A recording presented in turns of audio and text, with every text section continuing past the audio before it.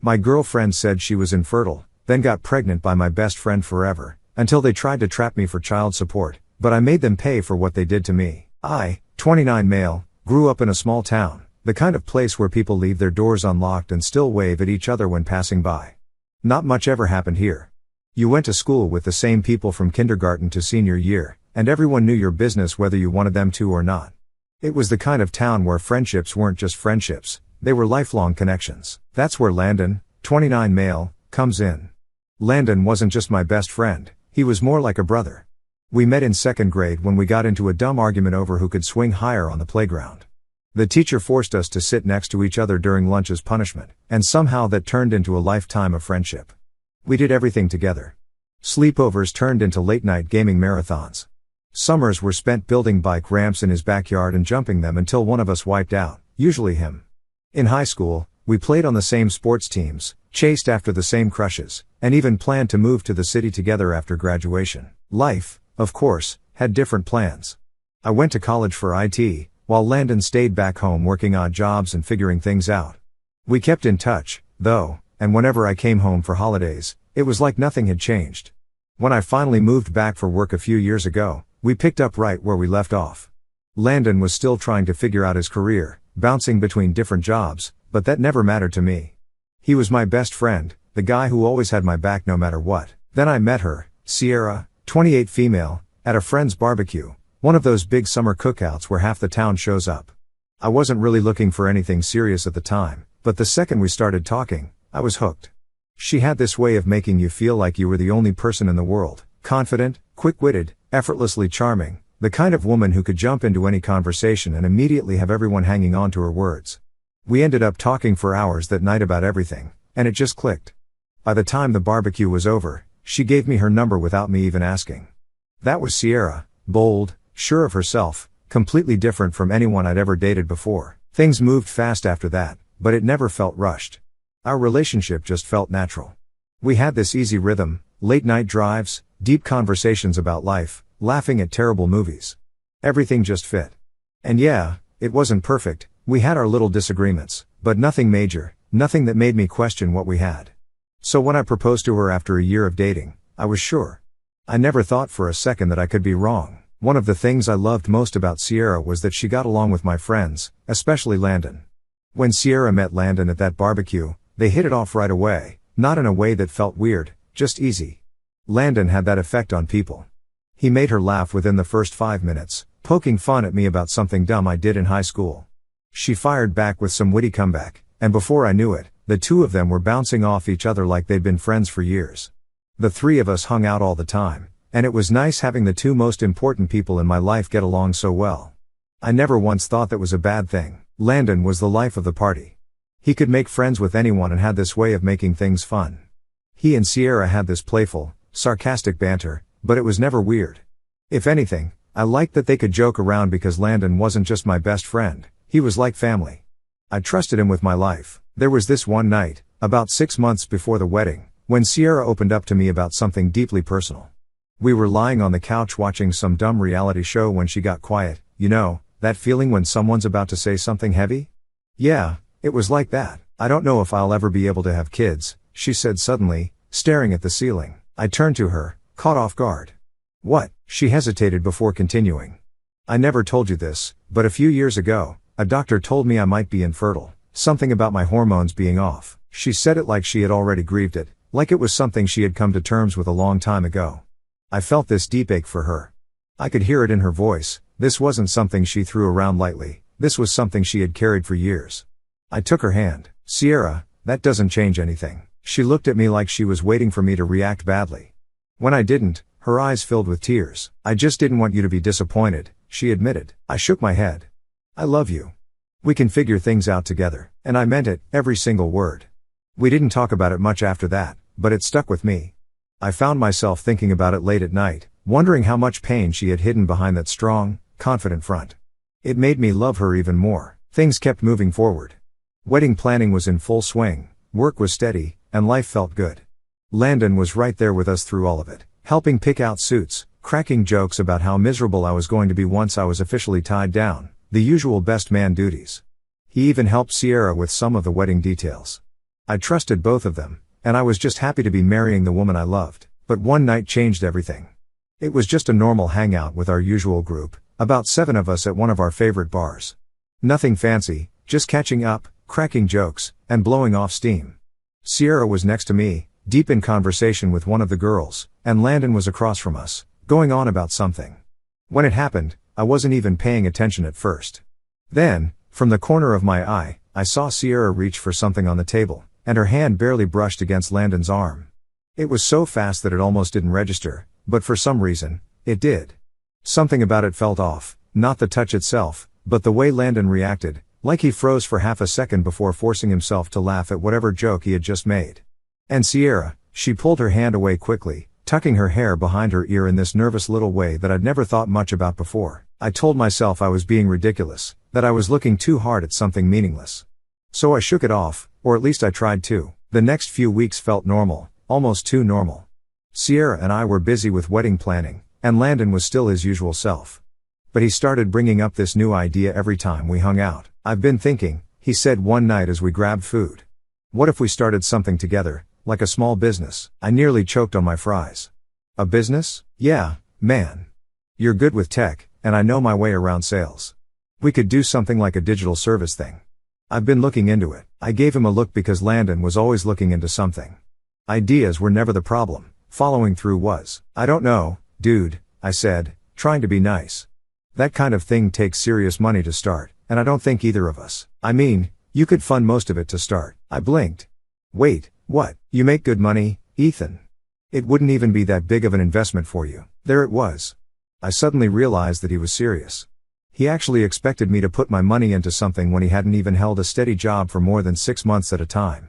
I laughed it off, brushing it aside. "Man, you know how these things go. You got to have capital, a business plan, all that stuff. Maybe down the line, but I can't be throwing money into something just to see what happens." Landon smiled, but there was something off about it.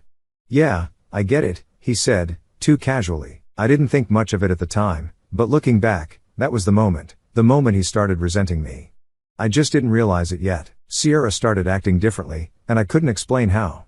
It wasn't anything big, no obvious signs, just little things that didn't seem like much on their own. She started texting more. That alone wasn't weird, but she'd glance at her phone, smile slightly, then flip it over. She started locking her phone again. Not weird on its own, but we used to use each other's phones all the time. If I needed to check something or if hers was closer, it was never a big deal. Suddenly it was. I'd reach for it, and she'd pull it away, laughing. "Hey, private messages, mister." She wasn't wrong. I mean, everyone has private stuff on their phone. But the fact that it was suddenly a thing, that was new. Then she started canceling plans last minute. One Friday night, we had a movie night planned, just the two of us. At the last second, she texted me, "Hey babe, I'm exhausted. Rain check? Love you." That wasn't unusual, but when I called her an hour later, she didn't pick up. No big deal, she was probably sleeping. But then I checked her Instagram story. She had posted a picture of some fancy dessert at a restaurant with a caption that said, "Needed a night out." It wasn't proof of anything. Maybe she just needed space. Maybe she changed her mind and went out. But still, why not just say so? It wasn't like her to lie, even about small things. And Landon, he started getting weird too. Not in a way anyone else would notice, but I did. He started avoiding one-on-one hangouts with me. Before, we'd grab food or chill like always, but now he was always busy, always had some excuse. At first, I figured he was just caught up in something. But then, during a group hangout, he acted totally normal, same jokes, same banter, like nothing had changed. It felt forced, like he was trying too hard. That night, Sierra was in the other room. Her phone was sitting on the nightstand, screen lighting up in the dim glow of our bedroom. It caught my eye, just a flash of movement in my peripheral vision. I wasn't looking for anything, wasn't even thinking about it, but there it was. "Landon, you free to talk later?" Not in the group chat. Not some casual meme or a dumb joke. Just a private direct message. I frowned. Landon and Sierra were friends, sure, but something about the wording stuck with me. Why would he need to ask if she was free? They weren't coworkers. They weren't planning a surprise party. If he wanted to talk, he could have just called, right? I could have let it go, could have brushed it off as nothing. But something was off, a tiny alarm in the back of my mind, barely audible but impossible to ignore. Later that night, As Sierra was brushing her hair, getting ready for bed, I kept my tone light, casual. "Hey, saw Landon texted you. What's up with that?" It was so quick, so subtle that if I hadn't been looking right at her, I might have missed it, the hesitation. "Oh yeah," she said, too easily. "He was just asking about some wedding stuff." Lie. Landon didn't care about wedding stuff. The guy barely remembered his own sister's engagement until the day of the ceremony. And if that's what it was about, why not just say it in the group chat like usual? I didn't press, just nodded, let the moment pass. But in that instant, I knew that something was going on, and I was going to find out what. Now listen, I wasn't that kind of guy who goes through his fiancée's phone or makes a big deal over harmless conversations. But once a thought like that gets in your head, it's impossible to ignore. It was like this invisible shift had happened between us, and suddenly I was noticing everything. Sierra had always been affectionate, always reached for my hand when we were walking, always leaned into me when we sat together. That changed. She still said all the right things, still kissed me goodnight, but there was this distance. I told myself I was imagining it until the night she left me hanging. It was a Saturday. We had planned to spend the day together since wedding prep had been keeping us both busy. I was supposed to pick her up at 11 o'clock, grab lunch, maybe hit up a few shops, nothing major, just a normal day together. At 10:45, she texted, "Hey babe, not feeling great. Might stay in today. Can we reschedule?" I wasn't going to push it. I texted back, "Of course. Get some rest. Let me know if you need anything." She just sent back a heart emoji. No big deal, right? Except later that afternoon, I was scrolling through my phone when I saw something that made my stomach drop. Landon had posted an Instagram story, a quick video of him at a cafe, his coffee on the table, a little shot of the place. Nothing suspicious on its own. But then, in the reflection of the cafe window, Sierra, sitting across from him. I stared at my phone, my brain scrambling to make sense of it. She wasn't home. She wasn't resting. She was with him. And she had lied to me about it. I didn't want to go in blind, accusing her without proof. So instead of blowing up her phone, I waited. That night, she texted me around 8 p.m., feeling a little better. "How was your day?" I stared at the message, my blood boiling. "How was my day?" I took a deep breath and texted back, "Glad you're feeling better. What did you end up doing today?" She responded fast, "Mostly just slept. Tried to get some work done but didn't do much." Another lie. I felt sick. I wanted to call her out right then, but something in me said wait. I needed more than this. The next few days were normal. Sierra acted like nothing was wrong. She asked about my day, made jokes. But now everything felt fake. And Landon, he was acting the same way. He barely texted me, barely made plans to hang out. But whenever we were in the same room, he was all smiles, too much effort in the small talk, too much energy in trying to act like everything was fine. I had to find out the truth. That weekend, I came up with a plan. I told Sierra I had to leave town for a work meeting, something last minute. She barely reacted. "Okay babe, hope it goes well." I expected at least a little disappointment, but she just smiled, too easy, too casual. That's when I knew. I wasn't going anywhere. I stayed at my friend's place across town, keeping my mind sharp, refusing to let emotions cloud my judgment. But I wasn't just going to sit back and wait. I needed proof. That night, I had another friend drive past my apartment just to confirm what I already knew deep down. At 1 a.m., my phone buzzed. Landon's car is parked outside. And what could Landon be doing with my fiancée at 1 a.m. at my house? My jaw tightened, but I didn't react. I had already given everything to this relationship, my time, my loyalty, my future. She had no doubts about me. I was the sure thing. I had built a life for her, made her my priority, given her the security and love that most people spend years searching for. And this is how she repaid me, the easy way out, running to my best friend behind my back while still planning to walk down the aisle with me. Pathetic. I could have rushed over, kicked the door down, and made them face me, made them squirm under the weight of their own betrayal. But why? I already knew the answer. They weren't worth the reaction.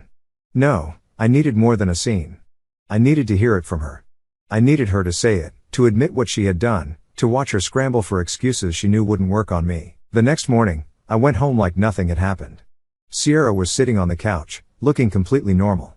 She smiled when she saw me, got up to hug me. I let her. "How was your trip?" she asked. I studied her face. That's when I realized how good she was at lying. I forced a smile. "It was fine." "Long," she nodded, grabbing her phone, probably texting him.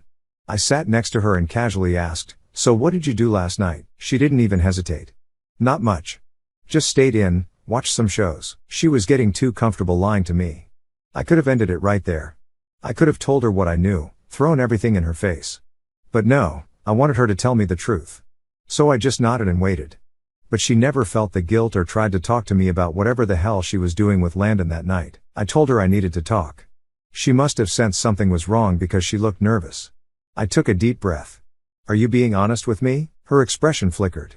What do you mean? I swallowed hard. Sierra, I know. I know about you and Landon. Silence. Her face drained of color. For a second, I thought she was going to deny it. But then she broke.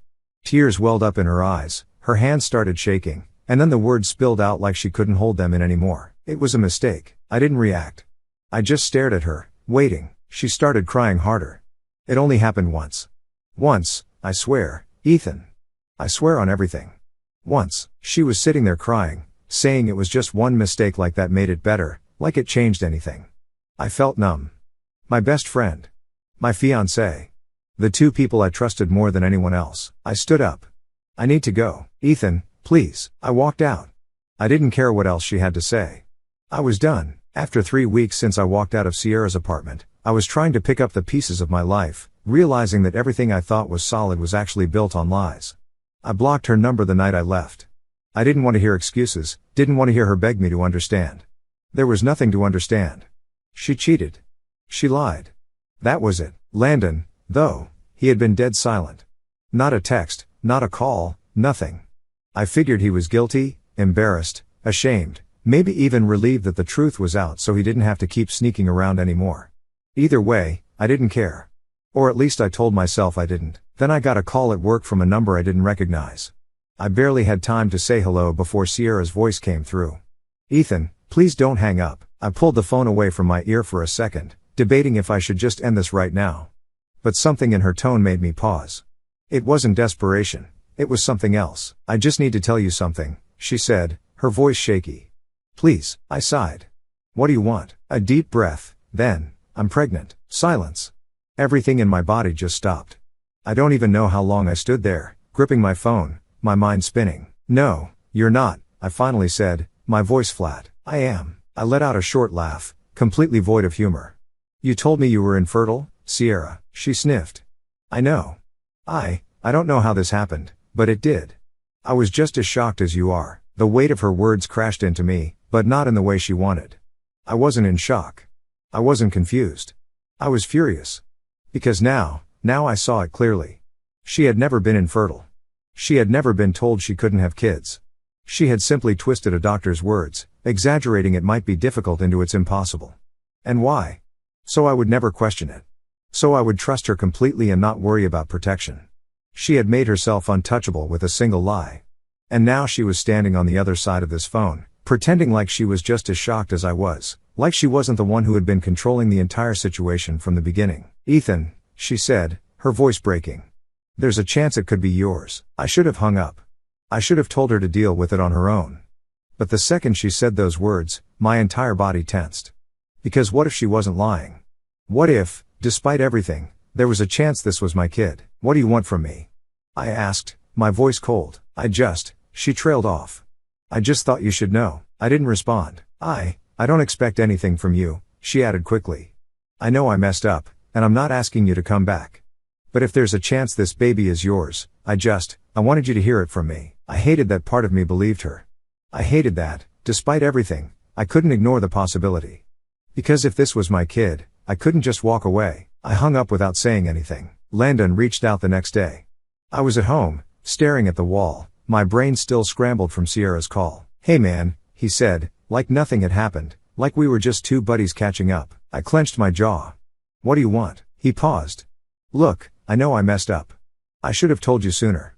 I didn't know how. I stayed silent. She told you, didn't she? I didn't answer. I didn't need to. I don't know what to do, man. I wasn't ready for this, Landon said. I actually laughed at that. You weren't ready? I repeated. Are you serious? I never wanted to hurt you. I gripped the phone tighter. But you did. I know, he muttered. Then, after a beat, he said the one thing that made my blood run cold. I mean, you're in a way better position than me. Maybe it'd be better if it was yours. I pulled the phone away from my ear, staring at it like it had just burned me. What did you just say? Nothing, No, repeat that. Say it again. Landon hesitated. Come on, man. I just meant you've got your job, your place, everything lined up. You'd be able to take care of a kid better than I could. I couldn't even speak. I was too angry. This wasn't just guilt. This wasn't him apologizing. This was him looking for a way out. He didn't want this baby to be his. And that's when it clicked. Sierra had called me before she called him. Not because she wanted me to know, but because she was hoping she could pin this on me. I was done. Lose my number, I said and hung up. I barely slept that night. My brain wouldn't shut off. There was a real possibility that this wasn't my problem, that Landon was the father and I had nothing to do with this mess. But there was also the small chance that I was. And no matter how badly I wanted to wash my hands of it, I couldn't ignore that possibility. So the next morning, I called Sierra. We're getting a paternity test, I said. She hesitated. Ethan, I don't care what you think, I snapped. I need to know. Either we do this now, or you leave me the hell alone forever. Silence. Then, quietly, okay. I hung up and immediately started looking into non-invasive prenatal paternity tests. I had no idea what I was walking into, but I wasn't waiting until after the baby was born to figure out if I was getting scammed. I sent her the appointment details, a simple text, we're doing this. Be there. She didn't respond right away. Hours passed. By the time she finally replied, my patience was already wearing thin. Ethan, I don't think this is necessary. I stared at the screen. I called her immediately. She picked up on the second ring. Hey, she started, her voice soft, like she was about to talk me down from something. What do you mean it's not necessary? I asked, voice tight. She sighed. I don't think it's a good idea to put the baby through unnecessary stress. I almost laughed. Sierra, it's a blood test. It's not like I'm asking you to do surgery. I know, but, I cut her off. But what? There was a long pause. Then, quietly, she said, because I already know it's yours. I gripped my phone so hard my knuckles turned white. You don't know that. I do, she insisted. Ethan, I've thought about the timeline, and are you kidding me? I snapped. You want me to take your word for it after you cheated on me? After you spent months lying to my face? She went silent. That was all I needed to hear. I'll see you at the appointment, I said and hung up. I thought that was the end of it. I thought she'd show up. I was wrong. 2 days before the appointment, I got a text from Landon. I hadn't spoken to him since I nearly broke his jaw. I had nothing to say to him, but now he had something to say to me. Don't waste your money on that test. You're not getting out of this. I blinked. Read the message again. I called him. He picked up almost immediately. What the hell does that mean? I asked. You heard me, Landon said, voice even. The test is a waste of time. You're just dragging things out when you already know the answer. I actually laughed. A dry, humorless sound. You sure about that? Yeah, he said. I am. I rubbed my temple, trying to keep my patience in check. Then you should have no problem taking the test, right? If you're so sure, then let's prove it. Landon exhaled sharply. This is exactly why Sierra didn't want to tell you. My blood boiled. Oh, is that the story you're going with now? I shot back. That I'm the problem? Not the part where you two snuck around behind my back? Not the part where you both betrayed me? Landon was quiet for a beat. Then he muttered, look, man, this is happening whether you like it or not. And that's when it clicked. They weren't going to take the test. They were going to force me into this. I could feel my pulse pounding in my ears. You seriously think I'm just going to sit back and let you two dump this on me? Landon scoffed. You don't really have a choice. That's where you're wrong. And I hung up. Sierra never showed up for the test. I waited in that damn clinic for an hour, staring at the clock while my stomach twisted itself into knots. Every time the door opened, I looked up, expecting to see her walk in to prove me wrong. She never did. She didn't answer my texts, didn't return my calls. By the time I left, my hands were shaking with anger. I knew exactly what they were trying to do. They were going to put my name on the birth certificate. They were going to trap me into paying child support. And once that was done, I'd be legally stuck whether I was the father or not. I needed a lawyer, fast. The next day, I went straight to an attorney. I laid out the whole mess, the cheating, the pregnancy, the paternity test they were refusing to take. When I finished, she folded her hands and said, well, the good news is they can't legally force you to pay anything until paternity is established. I let out a breath I didn't even realize I was holding. So if I don't sign anything, I'm in the clear? She hesitated. My stomach dropped. Not necessarily. What do you mean? She said, listen, if Sierra puts your name on that birth certificate and you don't contest it immediately, you could still be held responsible, even if a DNA test later proves the kid isn't yours. I stared at her. You're telling me I could be legally forced to pay for a kid that isn't mine? She said, it's rare, but it's happened. My hands curled into fists. So what do I do? Her expression turned serious. You're going to document officially that you do not acknowledge paternity. I'll draft a letter stating that if they try to name you as the father on the birth certificate, you will be taking legal action against them for fraud. I nodded, my mind already running through what came next. And if they still do it? Her expression turned serious. Then we file immediately for a court-ordered paternity test. And once that proves you're not the father, she smiled, we destroy them. I nodded, already making mental notes. They wanted to play dirty? Fine. I'd play smarter. The next night, I got another call, this time from Sierra's mom. I debated ignoring it, but against my better judgment, I picked up. Ethan, she started, her voice fake sweet. I just wanted to reach out because I know this has been a stressful time for everyone. I leaned against my counter, already exhausted. What do you want? She sighed. Sierra told me about the test. She's really hurt, you know. She thought you loved her. I barked out a laugh. Yeah, and she loved me so much that she slept with my best friend. This isn't about the past, Ethan. It's about the baby. You need to do the right thing. The right thing? I repeated. You mean blindly take responsibility for a child that might not even be mine? We both know it's yours, she said smoothly. And if you try to fight it, it's only going to make things harder for everyone involved, especially Sierra. This was blackmail. I felt like the walls were closing in. A year ago, I was planning a future with Sierra, picking out wedding venues, imagining what our life would look like. I trusted her. I believed her. I thought she was my partner, my person. Now here I was, standing in my kitchen, gripping my phone like it was the only thing keeping me tethered to reality while her mother tried to manipulate me into a lifelong sentence. Was I really this stupid? Was I that blind? I swallowed hard, trying to push down the rage bubbling up in my chest. She was so confident, so calm, like they had already decided for me, like my feelings, my choices, my entire life didn't matter. Like I was just a name on a birth certificate, a paycheck. I wanted to scream, to ask her how she could stand there and defend her daughter after what she did. But I already knew the answer. This wasn't about right or wrong. This wasn't about truth. This was about control. And I'd be damned if I let them take that from me. I forced my voice to stay steady. We'll see, I said. Then I hung up. After getting the call from her mom, I didn't hesitate. I texted Sierra straight away, if you or your family try to list me as the father on any official documents, I will take legal action against you for paternity fraud. I got no response from her. Not stopping there, I shot the same message to Landon. His reply came fast. Chill dude, no one's trying to screw you over. That almost had me throwing my phone against the wall because that was exactly what they were trying to do. Ignoring his dismissive response, I followed my lawyer's advice and sent both Sierra and Landon a formal email clarifying that I did not acknowledge paternity and warning them that any fraudulent attempts to list me as the father would face legal consequences. Attached were all the proofs, screenshots, text logs, evidence of them dodging the paternity test. A full dossier of their deceit was now officially in their inboxes. Then I just waited. Less than a day later, Sierra folded.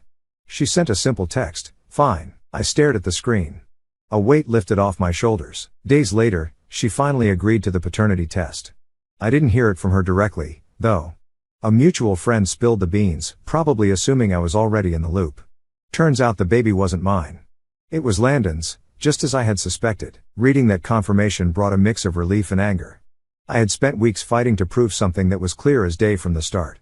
They dragged my name through the mud, tried to guilt-trip me, and attempted to trap me, all while knowing there was a chance the child wasn't mine. Now they were faced with the truth. But Sierra remained silent, no apologies, no attempts to clear the air. She got what she deserved. But somehow, I was still painted as the villain. Just when I thought it was over, a new text popped up from a mutual friend. Dude, what the hell? You're just going to abandon Sierra while she's pregnant just like that? My stomach sank. It had begun again. I realized quickly that while Sierra and Landon couldn't legally force me to take responsibility, they were intent on ruining my reputation instead. Overnight, I was the guy who left his pregnant fiancée. It didn't matter that I had the proof of their cheating or that they had refused a paternity test. They had rewritten the story, casting me as the villain, the guy who got his fiancée pregnant and bailed. Calls and texts came flooding in from family, friends, and even acquaintances, all demanding to know how I could just walk away. But I was prepared. Instead of getting defensive, I went on the offensive. I began sharing the truth with everyone who reached out. I told them about the cheating, about Landon, About their refusal to take a paternity test. Soon the narrative began to shift. Messages changed from "how could you do this?" to "holy shit, I had no idea." People began to distance themselves from Sierra and Landon. One night, Landon snapped. He showed up at my apartment, but I didn't let him in. Standing in the doorway, I faced him as he accused me, "You happy now? You just had to make this a spectacle." I raised an eyebrow. "You mean like how you told everyone I abandoned Sierra?" His anger was palpable. "You ruined my life," he claimed. I couldn't help but laugh. "I ruined your life? No, Landon, you did that on your own." He was seething. "You think you're better than me?" he challenged. I stepped closer, my voice steady. "No, Landon. I think I'm better than you because I didn't sleep with my best friend's fiancée." He flinched. For the first time, I could see it clearly, the resentment he'd always held against me. This wasn't about Sierra. It was about him feeling inferior. And when he couldn't measure up, he tried to tear me down instead. I shook my head, dismissing him. "You were never my friend," he sneered. "Yeah? And what does that make you?" I smiled, the weight of the ordeal lifting. "The guy who walked away. The guy who didn't get stuck cleaning up your mess. The guy who won." Rage contorted his face, but he didn't make a move. He just turned and walked away. That was the last time I saw him. As the door clicked shut behind him, I felt a profound sense of closure. I texted our group chat to set the record straight once and for all. I'm not the father. Paternity test confirmed it. Ask Landon about the rest. Dropping my phone on the couch, I walked to the window, ignoring the buzzes as my message sank in across our circle. In the following weeks, life found its rhythm again. Some friends apologized, others remained quiet. But slowly, I began to rebuild. Looking back, I never wanted my quest for the truth to become public. But I've learned something vital. The truth has a way of coming out, no matter how deep it's buried. As for Landon and Sierra, they're just ghosts of a stormy past. It's official, Landon bailed the second the baby was born, just like I knew he would. The moment his name was legally attached, he disappeared. No job, no money, no responsibility. Sierra, she's struggling. Had to move back in with her family, scrambling to fix the mess she created. She thought she could manipulate her way into security, and instead, she's exactly where she deserves to be. As for me, I'm doing great. Focused on my career, building the life they tried to take from me. And yeah, I'm even dating again, something I never thought I'd be ready for.